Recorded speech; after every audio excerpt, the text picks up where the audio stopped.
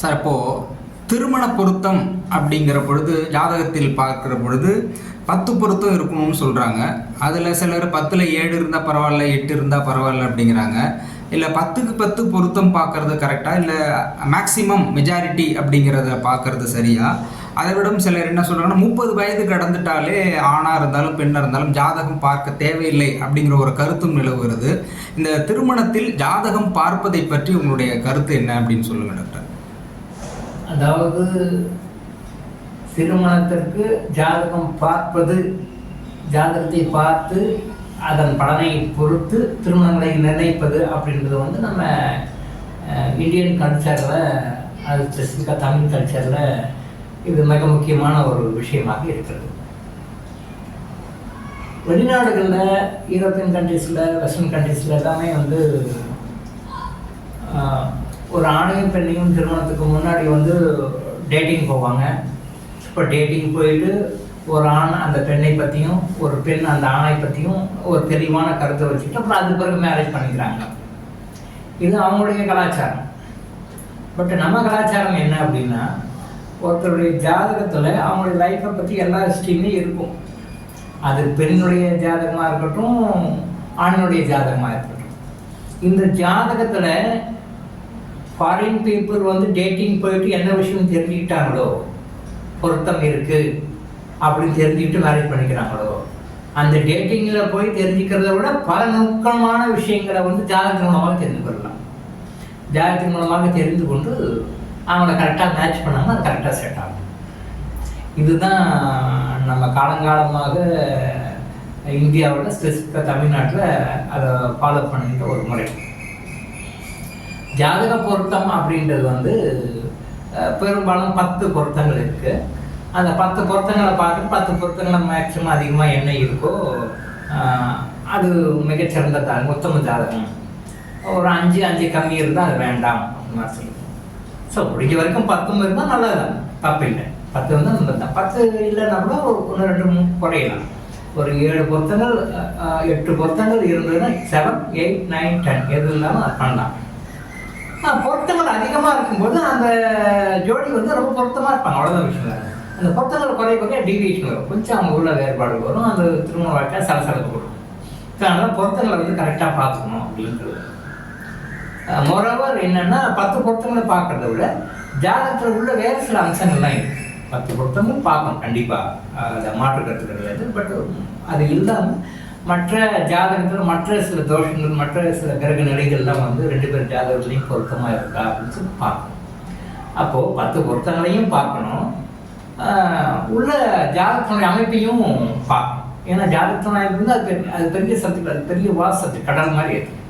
அது நிறைய விஷயங்கள் இருக்குது. ஒரு ஆணும் ஒரு பெண்ணும் அடுத்த ஒரு நூற்றாண்டுக்கு அவங்க இணைந்து வாழ்ந்து இந்த சமுதாய கடமைகளை ஆற்றி ஒரு நாட்டுக்கு ஒரு நல்ல குடிமகளாக இருந்து அடுத்த ஒரு குடிமகளை பெற்று தந்து அவங்க சரியான வளர்த்து கொடுக்க வேண்டிய ஒரு கடமை இருக்குது. ஸோ திருமண வாழ்க்கைன்றது வாழ்க்கையில் ரொம்ப முக்கியமான ஒரு பகுதி. இங்கே ஆண் இல்லாமல் பெண் இல்லை, பெண் இல்லாமல் ஆண் இல்லை அப்படின்றது அந்த கருத்து திருமணத்தில் தான் முற்று பெறுகிறது. ஒரு ஆணுடைய வாழ்க்கையும் ஒரு பெண்ணுடைய வாழ்க்கையும் திருமண வாழ்க்கையில் தான் முற்று பெறுகிறது. ஒரு பெண்ணுடைய வாழ்க்கை எப்போ முழுமையாக முற்று பெறும்னா, ஒரு பெண் திருமணமாகி கணவனோடு கூடி ஒரு குழந்தையை பெற்று தாயாக மாறும்பொழுது தான் அந்த ஒரு பெண்ணுடைய தன்மை, கடவுள் படைத்தனுடைய அந்த படைப்பினுடைய நோக்கம் அப்போ தான் முடிவடையும். அதுக்கு திருமணம் ஒரு காரணமாக இருக்குது. இந்த திருமணங்கள் மிகவும் சரியாக பொருத்தமாக இருக்கணுங்கிறதுக்காக நம்முடைய மகான்கள் யோகிகள் கொண்டு வந்த சிஸ்டம் தான் இந்த ஜாதகம் பார்க்குறது.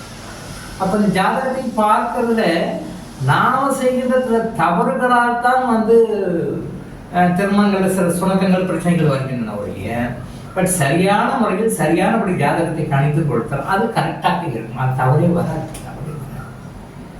ஸோ ஒரு திருமணம் 1000 காலத்து பையன். நம்மளுடைய இந்தியன் கல்ச்சர்